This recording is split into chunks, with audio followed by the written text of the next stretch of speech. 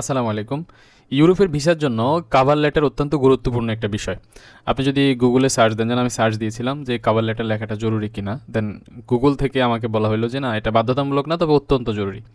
এটা কেন জরুরি দেখেন, কভার লেটারে কী থাকে বা কী হয় কভার লেটার দিলে। প্রথম হলো কভার লেটারের গুরুত্ব হলো এটা আপনার পরিচয় এবং উদ্দেশ্য আপনার কভার লেটারের মধ্যে থাকে। আর্থিক সামর্থ্য, আপনি যে আর্থিক সামর্থ্যবান ব্যক্তি সেটা থাকে, এখানে লেখা উল্লেখ থাকে। দেশে ফেরার নিশ্চয়তা, এটা হলো সবচেয়ে বেশি। এই দুটো জিনিস সবচেয়ে বেশি। একটা হলো যে আর্থিক সামর্থ্য, মানে আপনি সামর্থ্যবান, খরচ আপনি বহন করতে পারবেন, থাকার খরচ আপনি বহন করতে পারবেন।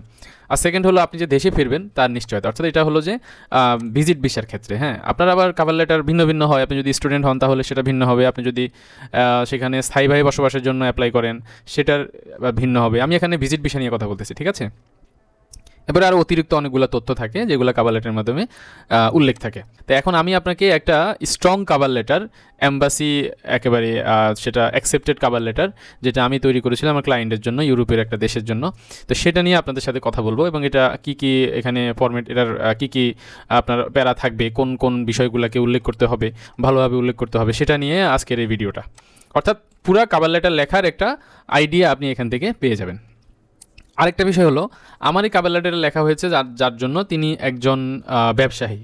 তো যদি আপনার ক্লায়েন্ট বা আপনি নিজে যদি ব্যবসায়ী না হয়ে আপনি যদি চাকরিজীবী হন, তাহলে অবশ্যই আপনার কভার লেটারটা একটু ভিন্নতা আসবে।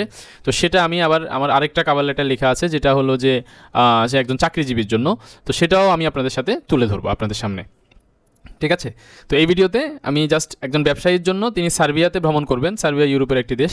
তো সেই সার্বিয়াতে ভ্রমণের জন্য বিস্তারিত যা যা এখানে আমি উল্লেখ করেছি সবগুলো বিষয় নিয়ে আপনাদের সাথে আমি আলোচনা করব। আচ্ছা, প্রথমে আসেন, প্রথমে অ্যাড্রেসিং, আপনি কাকে অ্যাড্রেস করছেন, কোন এম্বাসিতে আপনি আপনার কভার লেটারটা জমা দিবেন, অর্থাৎ আপনি আপনার ভিসাটা জমা দিবেন। এই ভদ্রলোক থাকেন ইন্দোনেশিয়াতে। তো ইন্দোনেশিয়ার যে ভিসা অফিস আছে, সেই ভিসা অফিসকে অ্যাড্রেস করে আমি এই কভার লেটার লিখছি। আর এর সাবজেক্টটা কি, application for short term visit visa to republic of Serbia type C. Type সির ভিজিট ভিসার জন্য সার্বিয়ার গভর্নমেন্টের কাছে সে অ্যাপ্লাই করছে, ঠিক আছে। আচ্ছা, এরপর প্রথমে আসেন পার্সোনাল স্টেটমেন্ট। পার্সোনাল স্টেটমেন্টে প্রথমে হলো যে এখানে কি থাকবে, এটা আপনার সম্পর্কে, আপনি কি করেন, তারপরে হলো আপনি কেন ভ্রমণ করতে চাচ্ছেন, আবার ভ্রমণ শেষে আপনি যে ফেরত আসবেন, এই বিষয়গুলো জাস্ট সামারি আকারে এখানে উল্লেখ করা। যেন এখানে কি বলতেছে, আই এম আশরাফুদ্দিন, তারপরে হলো যে Bangladesh citizen, currently I am staying in Indonesia, সে ইন্দোনেশিয়াতে আছে। For tourism purpose I plan to travel to republic of Serbia, সে সার্বিয়াতে ভ্রমণের একটা প্ল্যান করছে। আপনি আপনার দেশটা দিবেন, আপনি যেই দেশে ভ্রমণ করতে চান এবং আপনি যেই দেশে থাকেন।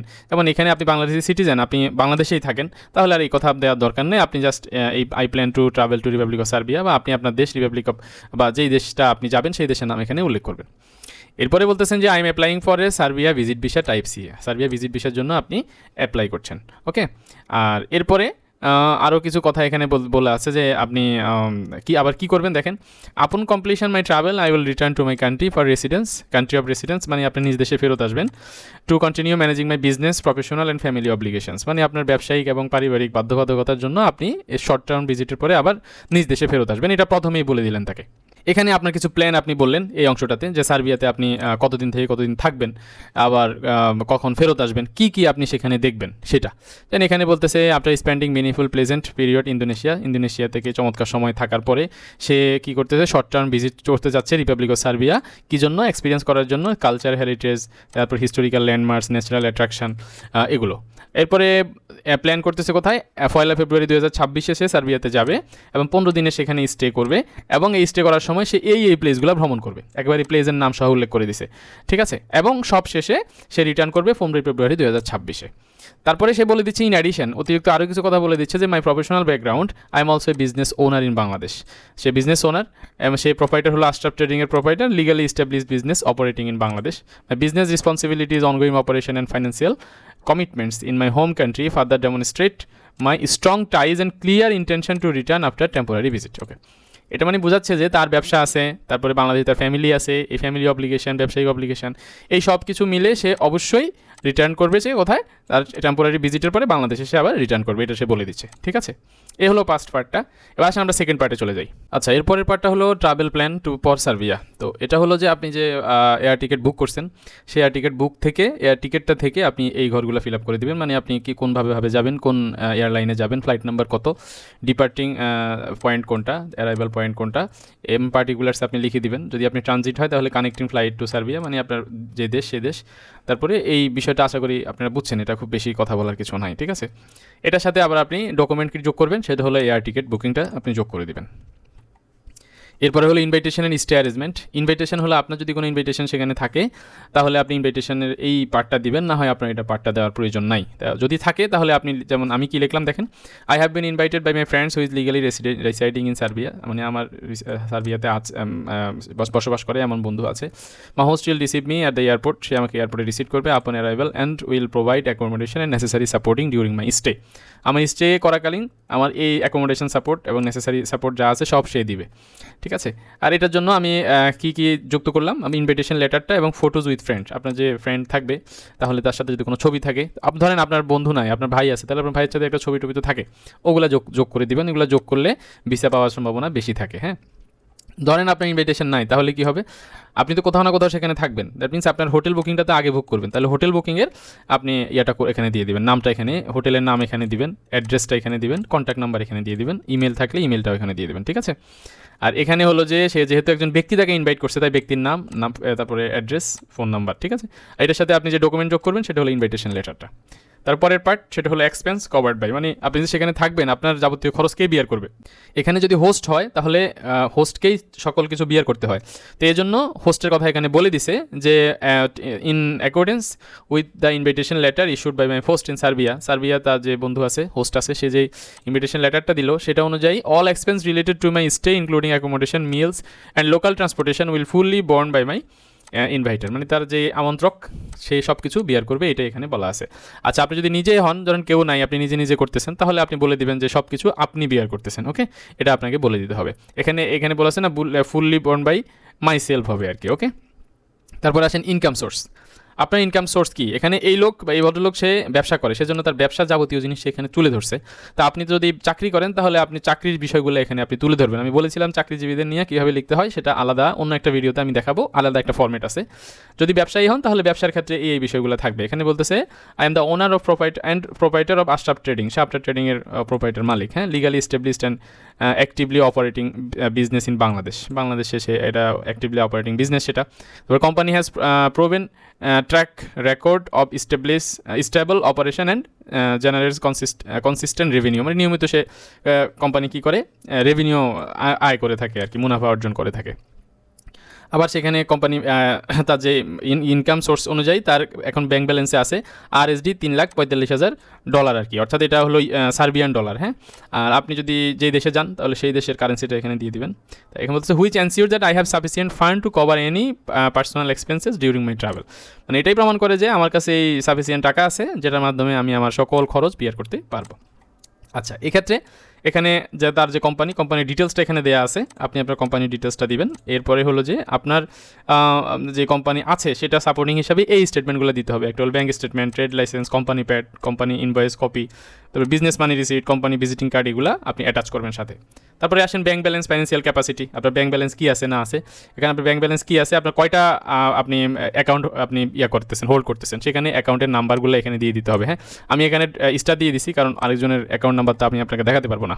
তারপরে আপনার অ্যাকাউন্টে কত টাকা আছে, যেমন তার অ্যাকাউন্টে এখানে 4,23,000 টাকা আছে, সেটা আবার সার্বিয়ান ডলারে কনভার্ট করলে এত হয়, ওকে, সার্বিয়ান কারেন্সিতে কনভার্ট করলে।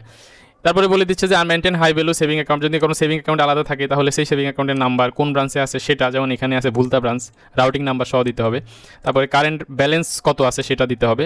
তারপরে মান্থলি সেভিং মানে অ্যাকাউন্ট যদি থাকে সেটা অ্যাকাউন্ট নাম্বারটা দিতে হবে, এবং অ্যাকাউন্টটা কোন ব্রাঞ্চে আছে, যেমন এটা সিটি ব্যাংক PLCতে আছে ভুলতা ব্রাঞ্চে, ঠিক আছে, এবং সেখানে কত টাকা আছে এটা উল্লেখ করতে হবে।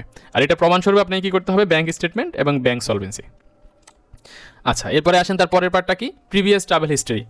আপনি তো যেহেতু ইউরোপের জন্য অ্যাপ্লাই করছেন, দ্যাট মিনস আপনি এর আগে এশিয়ার অনেকগুলো কান্ট্রি ভিজিট করছেন, তাহলে এই এশিয়ার কান্ট্রি ভিজিটের ডিটেলসটা আপনাকে দিতে হবে। পাসপোর্ট নাম্বার, ট্রাভেল কান্ট্রি, কোন দেশে ভ্রমণ করছেন, ভিসা নাম্বার, আপনার এই প্রত্যেকটা ভিসার নাম্বার এখানে দিবেন। অ্যারাইভাল ডেট, ডিপার্চার ডেট, এটা সহজ, আপনি দেখলেই বুঝবেন, এটা নিয়ে বিস্তারিত বলার কিছু নাই। তবে এটার প্রমাণস্বরূপ আপনি যে ভ্রমণ করছেন আপনাকে এই ডকুমেন্টগুলো অ্যাড করতে হবে, পাসপোর্ট, ভিসা, ফ্লাইট টিকিটস, তারপরে এন্ট্রি এক্সিট রেকর্ডস, যেটা আপনার পাসপোর্টের উপরে যে সিলগুলা ইমিগ্রেশনে মেরে থাকে সেগুলার যে ওই পার্টটা আপনি স্ক্যান করে এখানে আপলোড করবেন। তারপরে আসেন এডুকেশন ব্যাকগ্রাউন্ড, আপনার এডুকেশন ব্যাকগ্রাউন্ডে ম্যান্ডেটরি না, বাট আপনি চাইলে দিয়ে দিতে পারেন। এখানে এ ভদ্রলোক masters of business administration MBA করছে, সেখানে বলে দিছে I have successfully completed my master of business administration which reflects my academic commitment and professional development. এটাও কেন আবার এই কথার পরেও আবার কি দিছে then, this educational background further demonstrate my strong personal ties and long term career focus in my country. বলতেছে যে আমার যেহেতু পড়াশোনা আছে, তাহলে আমি আমার দেশে ক্যারিয়ারকে ডেভেলপ করব, সেজন্য আমার এই টাইসটা আছে, পার্সোনাল টাইসটা আছে, ঠিক আছে। এটার জন্য আপনি ডকুমেন্ট কি দিতে পারেন, সকল একাডেমিক সার্টিফিকেটগুলো PDF করে আপলোড করতে হবে। তারপরে আসেন আরেকটা ইম্পর্টেন্ট পার্ট, সেটা হলো টাইস টু বাংলাদেশ। এই টাইস টু বাংলাদেশ মোস্ট ইম্পর্টেন্ট এই জন্য যে আপনাকে ভিসা অফিসারকে বুঝাইতে হবে যে আমার বাংলাদেশে খুব স্ট্রং টাইস আছে, যে কারণে আমি বাংলাদেশে আবার ফেরত আসবই। তো এখানে 3টা টাইস উল্লেখ করতে হয় নর্মালি। প্রথমটা হলো প্রফেশনাল অ্যান্ড ইকোনমিক টাইস। মানে প্রফেশনাল ইকোনমিক টাইস হলো আপনি যে চাকরি করেন, এই চাকরির কথাগুলো এখানে লিখবেন আর কি, যে আপনার ভালো কোম্পানি, কী কী ফ্যাসিলিটিস টাইস এগুলো। এরপরে হলো ফ্যামিলি টাইস, তারপরে হলো গিয়া প্রপার্টি টাইস। আমরা একটা একটা করে দেখি। প্রথম হলো যে আপনার প্রফেশনাল অ্যান্ড ইকোনমিক টাইস। এখানে বলতেছে, প্রথমে বলে দিয়েছে যে বিজনেস ওনার আশরাফ ট্রেডিংয়ের, এটা আগে আমরা বলছিলাম। তারপরে আবার বলতেছে যে কি অ্যাজ দ্য ওনার, যেহেতু সে এটার মালিক, I am directly responsible for daily operations. তাহলে সে নিজে যে দৈনিক অপারেশনের জন্য সেই নিজেই রেসপন্সিবল পার্সন আর কি। হ্যাঁ, financial management and business compliance which require my continuous physical presence, যেটার জন্য তাকে অবশ্যই ফিজিক্যালি বাংলাদেশে প্রেজেন্ট থাকতে হবে। আর business represents stable source of income, মানে তার বিজনেসটা রিপ্রেজেন্ট করতেছে stable source of income and long term professional commitment firmly anchoring my economic interest in my home country. মানে আপনার নিজের দেশে আপনার ইকোনমিক ইন্টারেস্টের জন্য এটা আপনার বিজনেসের মাধ্যমে সেটা আপনি শো করছেন, ঠিক আছে। তবে এটার জন্য আপনাকে কিছু ডকুমেন্ট শো করতে হবে, যেহেতু আপনার বিজনেস আছে। কী কী? Business trade licence, business sales invoice, business pad, money receipt, visiting card এবং বিজনেস প্লেস ফটো। আপনার যদি বড় বিজনেসের জায়গা থাকে, আপনার বড় দোকান আছে, তাহলে ওই দোকানের ছবি, আপনি দোকানে বসে আছেন বা দোকানের ভিতরের অ্যাক্টিভিটিস, এই সবগুলো বিষয় আর কি আপনাকে এই ছবি আকারে দেখাতে হবে। আরেকটা বিষয় হলো আপনার যদি ব্যবসার যে কোম্পানি যে বিজনেস অ্যাকাউন্টে আছে, সেই অ্যাকাউন্টের ডিটেলসটা এখানে দিতে হবে। তারপরে আসেন ফ্যামিলি টাইজ, মানে আপনাকে বুঝাইতে হবে যে আপনার ফ্যামিলির লোকজন বাংলাদেশে আছে এবং আপনি ফ্যামিলি ওরিয়েন্টেড পার্সন, সো আপনি অবশ্যই দেশে ফিরে আসবেন। এখানে সে কী বলতেছে দেখেন, I have strong family ties in Bangladesh which firmly established my obligation to return after my short visit to Serbia. সার্বিয়াতে শর্ট ভিজিটের পরে আপনি দেশে ফিরে আসবেন, কারণ হলো যে আপনার স্ট্রং ফ্যামিলি টাইজ বাংলাদেশে আছে। এখানে বলে দিচ্ছে কে কে আছে। মাই মাদার ইজ ডিসিড, মানে মা মারা গেছে। My father, younger brother, younger sister and my wife reside in Bangladesh. বলছে যে আমার ভাই, বাবা, আমার বউ তারা বাংলাদেশে থাকে। আরও কিছু অ্যাড করতেছে কি, the my younger brother is currently starting class 7, ছোটো ভাই সে 7-এ পড়ে, সে LLB করতেছে, ওয়াইফ হলো হাউস ওয়াইফ। তাহলে I am fully responsible for their education, medical needs, daily lifestyle and general welfare. বলতেছে তাহলে আমি পুরোপুরি তাদের এই বিষয়গুলোর জন্য, মানে কী কী তাদের পড়াশোনা, তাদের মেডিকেল, তাদের খাওয়া দাওয়া, লাইফস্টাইল, এটা আমি একমাত্র রেসপন্সিবল পার্সন, সো আমি অবশ্যই ফেরত আসবো। এই কথাটাই আবার লাস্টে বলে দিচ্ছে, this significant family responsibilities clearly demonstrate my strong personal and social obligation in Bangladesh, ensuring that I will return properly upon completion my intended visit to Serbia ভ্রমণ শেষে এটা আমি আবার ফেরত আসবো। এই কথাটা সে এখানে বোঝাচ্ছে। তবে এক্ষেত্রে আরও কিছু কথা আছে, আপনি যা যা বলছেন তার প্রমাণস্বরূপ কিছু ডকুমেন্ট আপনাকে দিতে হবে। Self NID, passport copy, father's birth certificate, mother's NID, wife NID, তারপরে ওয়াইফের পাসপোর্ট কপি, ম্যারেজ সার্টিফিকেট, আপনি যে বিবাহিত জানার জন্য, তারপরে আপনার যে বাড়ি আছে একসাথে থাকেন, তাহলে home utility bill copy, family photo, sisters and brothers NID card, ঠিক আছে, এগুলো আপনাকে শো করতে হবে। তারপরে আসেন প্রপার্টি টাইজ, মানে আপনার সম্পত্তি আছে বাংলাদেশে। সে বলতেছে যে দেখেন আমার এখানে কি আছে, সে প্রথমেই বলতেছে যে I am a member of joint family, আমার joint family member in Bangladesh and jointly own immovable properties in 2 different cities. মানে জয়েন্ট ফ্যামিলির মেম্বার সে, এবং জয়েন্ট ফ্যামিলি জয়েন্টলি তাদের কি আছে, স্থানান্তরযোগ্য নয় এমন 2টা ডিফারেন্ট সিটিজে বাংলাদেশের তাদের প্রপার্টি আছে। প্রথমে বলো 1.05 ডেসিমেল ল্যান্ড আছে এটা রূপগঞ্জে, এবং আদার 1.05 ডেসিমেল ল্যান্ড আছে ইন কুমিল্লা সিটিতে, ঠিক আছে, বোথ লোকেটেড উইথিন বাংলাদেশ, যেটা বাংলাদেশের মধ্যে অবস্থিত। আর বলতেছে দেখেন, in addition my family roots, social connection and ongoing obligation on all based in Bangladesh, সব কিছু বাংলাদেশের মধ্যে আছে। This substantial ties demonstrate my strong commitment to my home country and clearly confirm that I have no intention of overstaying or violating any visa condition. বলতেছে যে সে confirm করতেছে যে সে কখনো ওভারস্টেইং, সেখানে অধিক থাকবে না, এবং ভিসা যে রুলস আছে সেটা ভায়োলেশন করবে না, ঠিক আছে। এখানে আপনাকে আবার কিছু ডকুমেন্ট দেখাইতে হবে, আপনার যে সম্পত্তি আছে সেজন্য ল্যান্ড খতিয়ান 2টার জন্য 2টা ল্যান্ড খতিয়ান, ট্যাক্স, যে ল্যান্ডের যে ট্যাক্স দিচ্ছেন সেই ট্যাক্সের সার্টিফিকেট, তারপরে অনলাইন ডুপ্লিকেট কার্বন রিসিপ্ট DCRটা আপনাকে এটার সাথে শো করতে হবে। ওকে, এবারে আসেন লাস্টে দিয়ে ফাইনালি কী বলতেছে, I have enclosed all necessary documents to support of my Serbia visitor visa application. Serbia visitor visa অ্যাপ্লিকেশনের জন্য সকল কিছু সে আপলোড করছে, এনক্লোজড করছে। হ্যাঁ, I ensure you that I will fully compile with all visa regulations and depart Serbia before the expiration of my visa.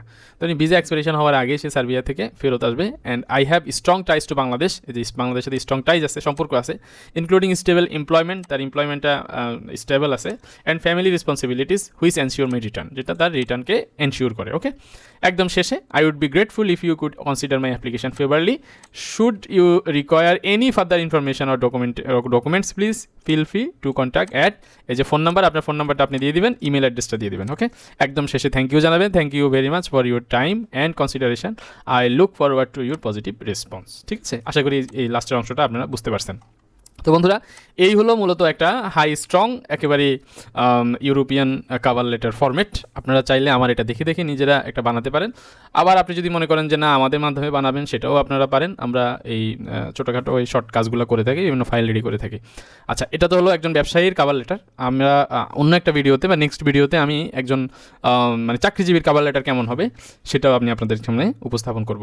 তো দেখা হবে পরবর্তী ভিডিওতে। আল্লাহ হাফেজ সবাইকে।